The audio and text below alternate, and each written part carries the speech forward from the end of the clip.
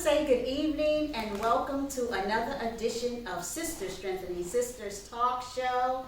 I want to let you guys know that we have some amazing guests in the house on tonight. First and foremost, we have the Stewarts. That's right, Apostle Stewart and Pastor Iris Stewart. You know, sometimes I forget that. And also, I want to say good evening to my co-host, Dr. Lois L. Sultan. And to our other guest, Amanda. Thank you guys so much for coming on the show today. We appreciate you taking time out of your busy schedule to come and share a little bit about what you do to our audience. So without further ado, we want you to know that every other Thursday, we do our TV taping from 7 o'clock until 8 o'clock. So you can feel free to come and join us anytime that you want, or if you know someone special that need to be interviewed, let us know about it. We want to thank also Pastor Overseer Judy Cunningham for allowing us to be able to do this, and also to our girl, our sister, our mother sometimes, none other than Sister Veronica Mumford. We love you so much. Yes. We're going to tell you just a little bit about the Stewarts, and then we're going to chime in and let them explain to you what it is that they do, how it all became ministry to them. All Saints Evangelistic Movement and School of Fivefold Ministry, which is ASEM. So when you see that on Facebook sometimes, it's because that's what it stands for. And we'll talk about Apostle Arnold Stewart's biography. On August 3rd, 1977, after a number of years of rebellion, you rebelled, and I want to get drug use and gang-related activities. Arnold R. Stewart attended the Deliverance Evangelistic Church located in Philadelphia, PA, where the late Reverend Benjamin Smith served as senior pastor. Later, Arnold Stewart attended the Camden County Community College in preparation to become a lawyer. However, after sensing the call of God to the ministry, he later entered the International Bible Institute and Seminary, where he received his first official certification and confirmation to the ministry of the gospel of Jesus Christ. In July 2005, Arnold Stewart founded and was installed as the senior pastor of Spirit and Word Fellowship Church, and in 2007 was officially confirmed to the office of apostle by the late Apostle Thelma R. Malone, Bishop Ellis Davis, and Bishop David S. Hill of the Crusaders for Christ International Church, with 35 churches located throughout the world. So you see, Apostle Arnold Stewart is a very busy man, and he does a lot of different things. But let me tell you something. Apostle Stewart and his beautiful wife, Lady Iris, they get down, they have a good time, and they enjoy life. And that's what I love about them so much, because they both enjoy life. So Apostle Stewart, we'll start with you first. Tell us a little bit about your ministry and how it all came about. You know, what made you want to really get into it? Sure. So for a number of years, I had pastored in the Blackwood, New Jersey area for about 7 years or so. I had pastored the church there, but during that time, I kind of felt like a fish out of water. I felt like there were some other things that God wanted to do, and so I continued to do what I was doing, what I had been trained to do. But eventually, you know, I always sometimes say God is a stalker, and you can't call 911. He's going to get what he's after, you know? Yes. And so by him continually stalking me, I went through some things that actually, my beautiful wife here today, she's actually my second wife of going on 8 years now, and I had been married. Congratulations. Thank you. And I had been married prior for about close to 30 years or so. And my first wife had passed from cancer, and I went through 4 years of a deep place of depression and darkness, and but yet God says all things work together for good to them who love Him. And so God used that to get my attention in some of the other areas that he was calling me to. So eventually we had turned the church over. I had turned the church over to another ministry, and they're actually still in that ministry at that time. And for 2 years I was kind of like in a sabbatical. Just seeking the Lord. Okay, what's my next step? You know, Right. And at that time, the Lord sent me Sister Iris at the time, and of course, he knew this boy still needed some help. I was just going to say, God knew he needed some help. And he sent the right woman for him too. Yeah. So we had for about 2 years, 3 years or so, we had attended Crusaders for Christ over in Philadelphia, and just kind of going through a restoration process, things of that nature. And then we were married in 2015, and then after that we had received a call from some friends of ours at a church up in New York, Harlem, New York, called, can't help me with the name of the church again. Bethany Gospel Assembly. Bethany Gospel Assembly. And they do a ministry up there called Operation Spiritual Thunder. And so we had some friends up there. They knew that we liked doing evangelism, so they called us, asked would we like to come up and be a part of an evangelistic outreach they were doing. So we had rented a van, took a carload, about 12 of us or so, rode up there. And so what they do, they send 100 teams out on 100 different corners throughout the city of Harlem. And we had a corner right down the street from the Apollo. And I usually tease my wife about now because while we were all on the corner preaching, she was preaching. And I said, this is why I knew God called her to be an evangelist. Because while she was preaching, this lady was walking by with a dog, and the dog stopped and sat down right in front of her and wouldn't move until she got done preaching. The lady was pulling, the dog wouldn't move. And it's like he was saying, you need to hear this, you know. And so on the way back home. Doggy angel. So not to take up much time, but on the way back home, I felt like God challenged me. I'm from Camden, and I felt like God said, can you get 100 churches on 100 corners in Camden? And I said, Lord, I'd be doing good if I could get 5 churches. Right. Together in Camden. And I felt like the Lord met me with that challenge. He said, well, then get 5. And so we have a very good friend in Camden who pastors there, Pastor Bishop Barbara Wood Farmer. Many of you may know her. And we met with her, and she's very outreach minded, and she was excited about what we were sharing with her. So she opened up the doors of her church and her home, and she allowed us to have our first planning meeting in her home. We had about 33 pastors and ministers that met with us at that time. And then we launched out. At that time, we used the name Operations Inner Cities for Christ. And so in 2016, we had our first outreach event on the grounds of City Hall. We felt called to go to the grounds of government because the Bible tells us we wrestle not against flesh and blood, but principalities, powers, spiritual wickedness. So I felt that the Lord was calling us to go right on the grounds of governmental powers. So we had our first outreach on the grounds of City Hall. We had close to 1,000 people that came out and participated. And that was June of 2016. September 2016, the Lord had spoke to our heart and told us to go to Philadelphia. And we went to Philadelphia, did the same thing on the grounds of City Hall in Philadelphia. And then later that year, or early in 2017, I had a dream. And in this dream, we had these 2 events going on simultaneously at the same time. And in the dream, I was traveling in between these 2 events. And I felt that God was calling us in 2017 to do it as a simultaneous event. So in 2017, we had Camden and Philadelphia simultaneously. It was very successful. 2018, the Lord branched us to Atlantic City and Chester. And also 2019 and 2020. COVID hit us, as we know, in 2020.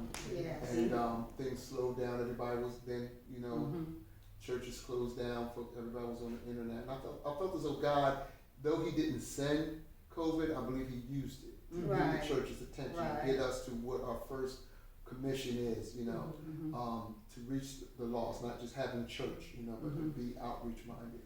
And so, and in 2020, if you remember, most of the restaurants that were closed, you couldn't eat in them, but they had the tents outside. And every time we would go out, my wife likes going out, and every time we would go out, and we would be under the tent, I would just be having such a nostalgic time. I said, I felt like God wanted us to do something with a tent. And it wasn't too strange to me because I had some experience. I don't know if you remember R.W. Shambach. And he used to carry his tent all across the nation. Actually, about maybe 22 years or so ago, we brought him to Camden, New Jersey for 2 weeks. right there on Admiral Wilson Boulevard. And it was, I think that's when it really got into my system, really got this whole thing about tent ministry. I also knew it was a lot of work, so when God was talking to me about it, I was kind of struggling with it for a while. But then eventually in 2021, we stepped up our faith, and we believed God for our first tent. And some of you've had the opportunity to come to some of our services. You can sit 300 people under the tent. And since 2021 to now, we've toured Atlantic City, Camden, Philadelphia, Chester. Next year we're looking to do Harlem, New York. We want to get back to New York, as well as North New Jersey. That's all right. Yes, you All right, you left out one specific place. and that's why you might help me. Delaware. Oh, Delaware, okay. All right, but that's what she's here for. That's right. This board still needs some help. So, And you know, Apostle, you were saying that you felt like God was calling you to do more. A lot of times, you know, we have to realize that the church doesn't mean the four walls Right. of a building. Right. And so what God was, you know, that was telling you that you need to go outside of the four walls. Exactly. Right. Yes. And, you know, and so, because, you know, being a little girl and growing up in the South, you know, they always had tent revivals. Right. Right. That's the norm. Right. Yeah. Right, that was normal to have tent revivals. But, you know, when COVID came through here, I always say God called a shut-in. Amen. You know what I mean? Amen. He stopped everything and he called a shut-in so Yes. we as the church could refocus. That's right. Because, you know, the church has gotten and is so far away from God. Right. You know, the apostate church Right. is just so far away from God. I mean, it's got into a lot of performing and titles and things that has nothing to do with God. Right. So when God stopped everything like that, I said, Lord, you're stopping it so we can stop, we can hear what you're saying, Right. That's right. and we can get refocused Yes. on what you're calling us, Yes. you know, to do. Yes. So what you all do is fantastic because that's where we need to be, Amen. out in the highways and the byways. You know, you preaching to people that are saved, but what about the people that are unsaved? Right, That's right. right. That's right. And the good thing about You know? COVID is it made a lot of people stay home, but there were more people going on Zoom Right. and going on the internet looking at churches Church, because a lot of people didn't like going to church Right. for whatever reason or personal reason that they may have had. So I think it brought a lot of people a lot closer to God, Yes. and that was what the intent was. Yes. Because now there's no excuse for you. That's right. There's no excuse for you at all. You can stay home, you can read your Bible, you can get that closer walk with God. You're with your family, you know, your children, your husband, your significant other, whoever it might be, Right. and you guys can come together now, Right. you know, as one in one household, as opposed to, oh, we gotta get up, and we gotta go here. Some wanna go, some don't wanna go. I don't feel like going this morning, but when everybody is together, you know, and we don't have anything else to do but to get a closer relationship Right. with Almighty God. This was their opportunity That's right. for them to do just that. God gave them the opportunity to do that because now you don't have no excuse. You can't go nowhere. Right. You know, so if you're going to sit in the house, you might as well make it, you know, something that's beneficial to the whole family. Exactly. So But this, you don't want to get, I mean, social media is good too. That's another avenue for Right. ministry. But you don't want to get so comfortable staying home. yeah, Because like a the lot of Bible, people did. Yeah, the Bible says, forsake not what the assembling of yourself. So we do still need to come together Right. and to come into the house of the Lord. Because we hear that a lot now. We get into now the me church. You know, I can stay home, you know, I can do it on social media. And yes, you can, because there are some people that can't come out. Right. Praise God, they would love to come out, they can't come out, but you still need to come out Yeah. and to the house of God, and we still need to gather together, because I always tell people, that's how I draw my strength when I come among the Right. saints. That's right. Right. And it's all You know about what I mean? balance. It's all about having the balance because Right. one of the things, and also that my wife mentioned about this, but I kind of segue with it, is that, see, one of our vision and desire is to train men and women for ministry. Yes, See, the yes. Bible says that the fivefold ministry is for the purpose, and that's why God, you allowed COVID to happen, because it put the average, if you will, saint into a position to now have to see what is God saying to me. It's no more about the preacher in the pulpit. Right. It's no more about the evangelist. Right. But what is God saying to me sitting in the pew? Right. You know, am I just to go to church and be here, pay my tithes and go to church and go to work until Jesus comes? Or is it something significant that God has me to do as an individual? Right. And so that's what that allowed. It allowed people to begin to reach inside of them and find out what was God calling them to. So, so if you wanted to say something about just recently with the facility, because I know you was bent against a building for a while. So, Yes, I was. And it's Very a much beautiful, so. beautiful It place, is. beautiful building. I love it up there, and I like across the street where you have all that space where you can do those tent revivals that you were talking about. Yes. yes. It was me. I'm guilty. I was the one that when this gentleman called us, this well, he is still a pastor, he called us to look at the building for someone else.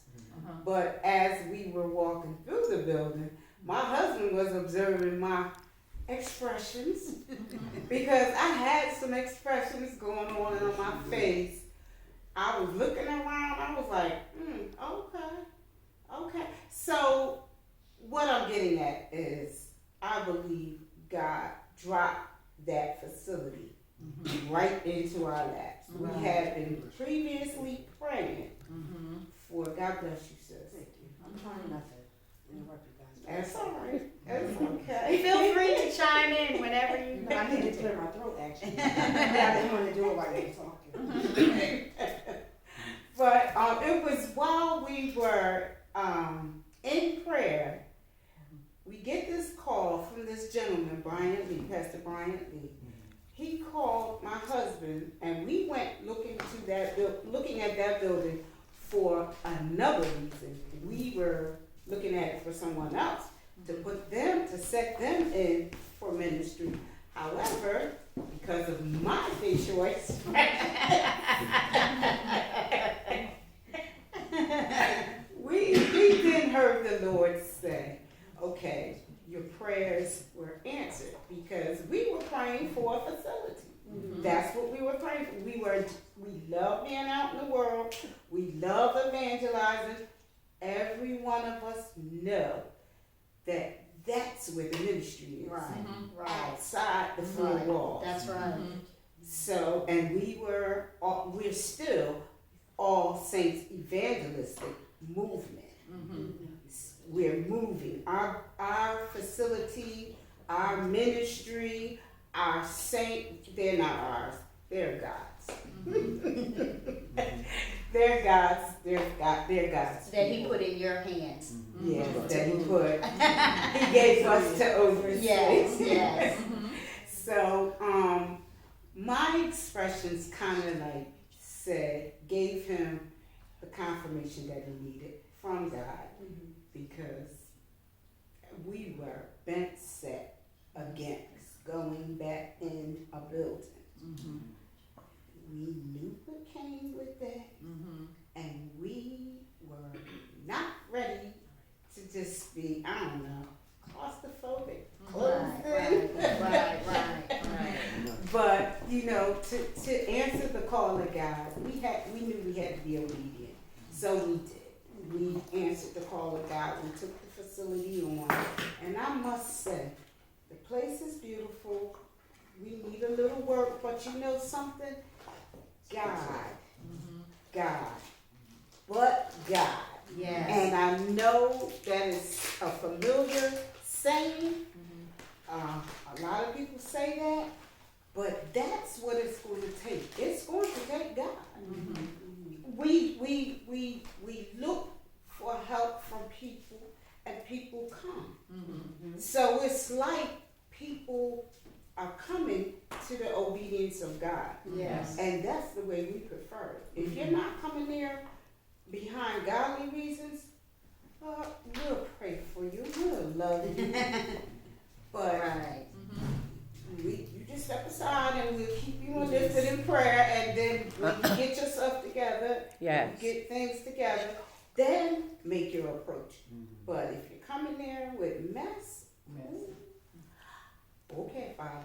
You gotta handle that. You got to See, one thing handle about that. God, if He calls you to something, He's going to equip you to do it. Right. Yes, he You know what I will. mean? He's going to give you everything that you need as long as you are obedient. That's And it right. seems a little rough at times, because it Right. does And get it rough is. at times. But if Yes. you keep You the know. faith and your obedience, He's going to give you what you need. He's going to send the people. He's going to open the doors that you need. And I want to capitalize on something Apostle said here.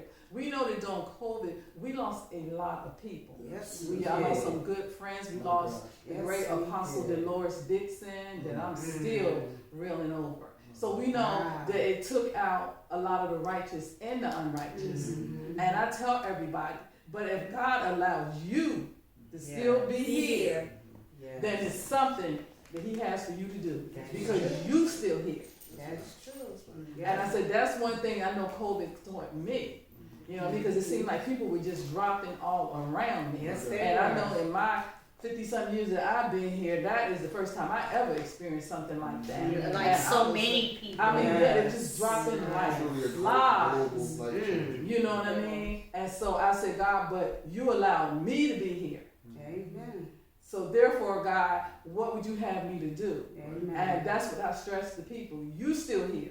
Amen. And so God allowed you, and that's a privilege. Yes, that it it's is. passed over Yes. you. Very much Or so. even if you had it, you recovered. Mhm. And so you need to be seeking God.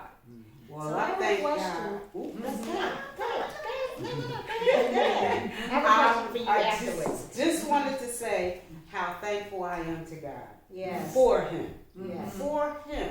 I'm thankful for the people that He has put around me, but I am thankful for Him. Mhm. Because I'm going to tell you, if it had not been for the Lord, which was on my side, where would I be? Amen. So I thank God. Yes. Me too, because I really didn't, because of health reasons and congestive heart failure, I was like, oh my God, I can't get these needles, I can't get these shots because I don't know what might happen, how it might interfere with my health, my body, whatever. So I am truly grateful to God because He has kept me and He has not stopped me from doing anything because I've been here, I've been in New York, I've been in Philly, I've been in Atlanta, and everywhere else I could possibly go. So I truly thank God that He continues to keep me, because a lot of us, people that did not get the shot, they're gone now. A Yeah. lot of people that had congestive heart failure turned into something else with their lungs, and they're gone now. So I'm just, grateful, and every day I'm like, God, thank you that you let me keep my little heart, and I didn't have to get no stents, and they didn't have to, stick anything else in. I didn't have to. I don't have to be on a pump or anything like that. Because in the beginning, I was like, oh my God, I don't know what's going on. But I'm just grateful to Him, and like you said, if you're still here, then that means that He still has something for you to do. Your job is not finished yet. Right. You still have some work that has to Yes. be done. But Lord, I'm coming close to the age of, 70. So I'm thinking that, maybe I'm not going to work. Shouldn't be on your telephone. I'm not going to be working after that. I'm just going to be enjoying doing ministry, Amen. but I thank God every day that, for just getting up and being able to, do a job or and stuff like that. And just grateful, you have to be grateful. But my question to you was, so a lot of times I've seen that you have people that you put in position as apostles. What is the job of an apostle? What do they do? Sure. So as one of the things when I was talking earlier about how I was struggling with the call of the apostleship on my own life, and various circumstances brought me to saying, okay, Lord, your will, your way. The Lord had opened the door for us to go to a prayer conference out in Texas, and we were there for a week, and while we were in that conference, it was just a week of just being in the presence of God. It really wasn't a whole lot of preaching and teaching, just being in the presence of God. And they have what some of us come to know are prophetic presbytery. And the prophetic presbytery is a group of men and women that God will download kingdom information into their hearts and minds concerning me. And so my wife and I, we were there, and in this particular time, we were actually, an elderly couple had taken us out to lunch, and when we came back to the church, called the Father's house, when we got back, one of the young ladies came to us and handed us a CD and said, here, this is for you. So when we got back to our hotel room and we listened to it, you would think we handed them a resume of everything about us. Yes. I mean, we weren't even in the service, but God had downloaded to them a word for us. And I went there to answer your question because God, it was important that God got me to a place where I fully embraced and accepted what He called me to do. Because, see, God can have a calling on your life, but if you never accept it and embrace it, you really never activate that calling. Right. You understand? This is like you got a fine vehicle out there, but you never open it up. You know, you never really take it on the road. You're always doing 20 miles an hour, even in 55, you know. Yeah. And so you don't know what power you actually have available to you. And so that experience really opened me up and helped me to embrace what it is God called me to do. And one of the things is that as an apostle, I always say eagles recognize eagles. So as an apostle is like the fivefold ministry is like your hand, and the apostle is like your thumb, because the thumb can touch all of the other fingers. It's difficult to have any of the other fingers touch all of the other, but the thumb is able to touch on every other one of the fingers. And that's what an apostle does. He can touch on the pastor, the evangelist, the prophet, and the teacher. And so one of the things the Lord showed me was that He would highlight to me people and what their callings are, and I would see their calling, and then it's something in me that wants me to, at that time, want to reach out and help mentor them through that journey in what God has called them to do. And so, when it comes to an apostle, you could see, just like any of the fivefold ministry gifts, you could be that in various arenas of life. You know, a lot of times people think, well, you're an apostle, you're just going to be in the church and the pulpit. You have apostles in marketplaces. You have prophets in marketplaces. You know, we're beginning to see now that the ministry is for outside the four walls of the church. It's not just, the church is really, or the building is really for training. This is where we come for training, and then we're trained to go out and do. And so as an apostle, you know, that's what an apostle does. He can identify the different callings in individuals' lives. He has a father-type desire to mentor and nurture that calling, to walk with that person until they begin to, embrace it on their own, what God has called them to do. Because a lot of times people are just taking up titles and jumping out there and hanging themselves. And they all, it's like the old saying, you're all in the Kool-Aid and don't know the flavor. You need a time of experience. You need a time of training and discipline and learning what your gift is, you know, and how to move in that. And learning at one of the things, like I said, you learn at another person's expense rather than going out and going through the school of hard knocks. So pretty much apostles sent out to establish works, train others up, raise others up in the ministry. Right, because apostle means one sent. Right. That's what it means. And that's another thing I want to say, not to cut you off, but just to kind of dispel a lot of the religious mindsets we have even about the term apostle. I had a person approach me one time and said, well, I thought all apostles have passed away. How do you say you're an apostle? I thought apostles and prophets have passed away. And that's a deception for the enemy. Because first of all, the word apostle is not a biblical word. It's a military word.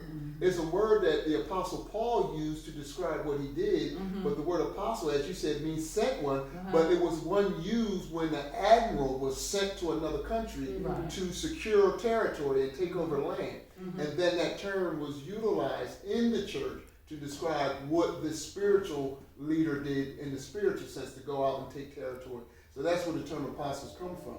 He's like an admiral, someone who's sent to take over land, a missionary, an ambassador that may be sent to another country for the sake of representing the country that's sent. Right, and I want to say one more thing, I guess, before we wrap it up. Sure. And you hit on that. Ministry is the only area where people think you don't need to be trained. Right. And I can remember when I was in Bible college, because that's the way God called me. When my husband was called to pastor a church, the jurisdiction came down to ordain me, but I knew I wasn't ready. And so I wouldn't take the ordination. And I said, just quote unquote, because I'm the first lady, does not mean I'm ready to be ordained. And I knew I wasn't because I knew what God was saying. Right. And so I wouldn't take the ordination. Right. And so what we have to understand about ministry, there is a training, a process that you go through, and you Yes. hit on that. A lot of times God has called you, but it's not your season yet. It's not your time. You gotta go through the process. Right. You know what I mean? You gotta walk into it. Right. And so, you know, because I heard people tell, and people still tell me that it don't take all of that. You know what I mean? But think about your natural job. Right. You're right. There's Does a it take all of that? process. That's right. You know what I'm saying? My job, you have to have. Even if it's Burger King or McDonald's. Right. That's right. You know, Yes. my job, you know, the requirements, you have to have a college degree. So that means I had to go to college and I had to Right. go through the process. So we have to understand that about ministry. Yes. You can't just jump into things. First on, you got to make sure God called you. Exactly. And I had a girlfriend say we were very young and I was overseas and she wanted to be an evangelist. And I asked her, I said, the first thing, I knew enough to say that, have you been called? Did you pray